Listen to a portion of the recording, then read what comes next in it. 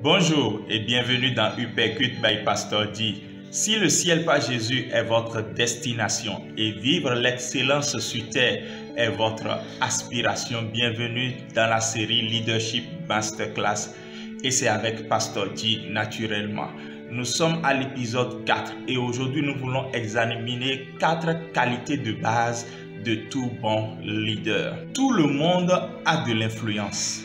Et si vous voulez voir la base biblique de l'influence dans le Nouveau Testament, référez-vous à Matthieu chapitre 5, verset 13 au verset 16, où Jésus lui-même nous montre que ses enfants sont essentiels sur la terre pour influencer.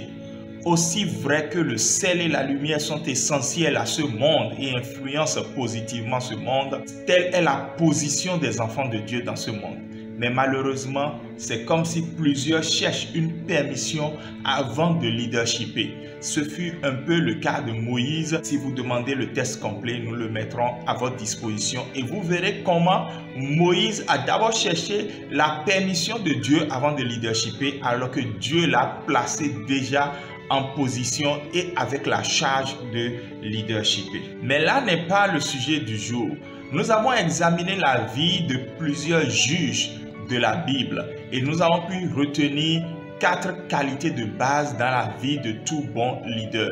Un leader qui conduit le peuple, l'assemblée locale, la communauté à atteindre la libération ou bien à réaliser le bon plan de Dieu. Le leader appelé à propulser une transformation communautaire. Le leader appelé à amener les gens à découvrir la grandeur de Dieu sur cette terre. Ce leader-là doit avoir 4 qualités de base.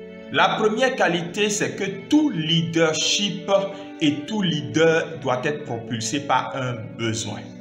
Le besoin doit être clairement identifié, un besoin dans la communauté. Le besoin que nous avons identifié pour lancer Leadership Masterclass by Pastor G, c'est justement que dans les organisations chrétiennes et dans les églises, le plus grand mal dont nous souffrons, ce ne sont pas les attaques de Satan, mais le plus grand mal, c'est un défaut de leadership biblique axé sur la vie de Christ et sur les objectifs et les priorités de Christ.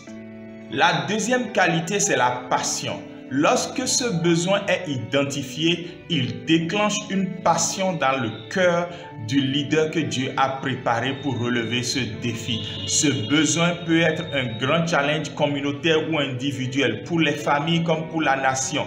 Et celui qui a vu ce besoin dit: voici, je sens comme un feu qui brûle dans mes os. Je veux le contenir, mais je n'arrive pas. Il y a quelque chose qui le pousse à l'action et qui l'amène à sortir parfois même de sa zone de confort, aller prendre des risques et mener des actions réelles et idoines pour pouvoir maintenant relever ce défi, répondre à ce besoin.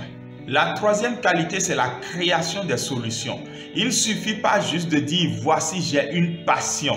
Beaucoup l'ont chanté mais n'ont rien produit. Il s'agit maintenant de produire des solutions, d'être le porteur de la transformation. En étant savant du savoir des autres ou en se connectant au Saint-Esprit, de sortir maintenant un vin nouveau qu'on mettra dans des autres œuvres et pour maintenant transformer les communautés. Cela est possible pour nous les chrétiens qui avons le Saint-Esprit. Cela est possible parce que Dieu a préparé certaines personnes depuis toujours pour pouvoir réaliser ces choses. Mais malheureusement, les solutions dorment avec plusieurs et risquent d'être enterrés avec eux alors qu'ils quitteront ce monde. Ils auront des comptes à rendre devant le tribunal de Christ. Et la quatrième qualité, c'est le travail en équipe. Il faut forcément que tout leader biblique comprenne qu'il n'y a pas de one man fort dans le leadership biblique. Nous travaillons en équipe. Le Père, le Fils, le Saint-Esprit travaillent en équipe. Même si ce n'est qu'une seule personne manifestée en toi. Nous travaillons en équipe. Il n'y a pas de super pasteur. Il n'y a pas de super bishop. Il n'y a pas de super inventeur.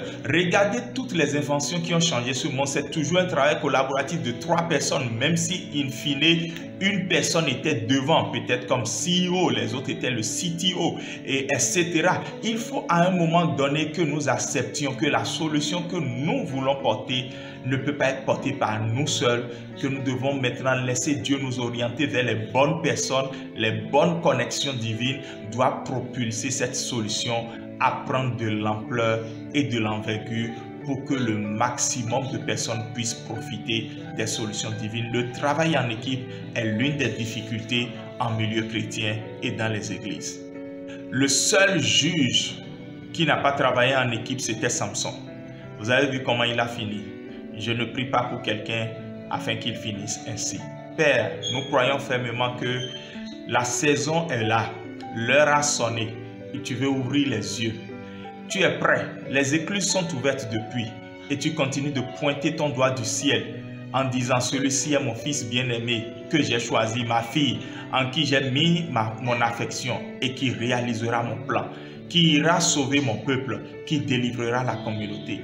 Je prie que Seigneur, les transformations tant attendues dans le corps de Christ, dans cette nation, puissent se produire réellement parce que les leaders sont réveillés, parce que les leaders sont prêts et ils partiront avec la grâce que tu as mise sur eux, avec ton esprit qui est en eux, avec les solutions que tu as téléchargées en eux. Au nom de Jésus. Amen. Shalom et à demain.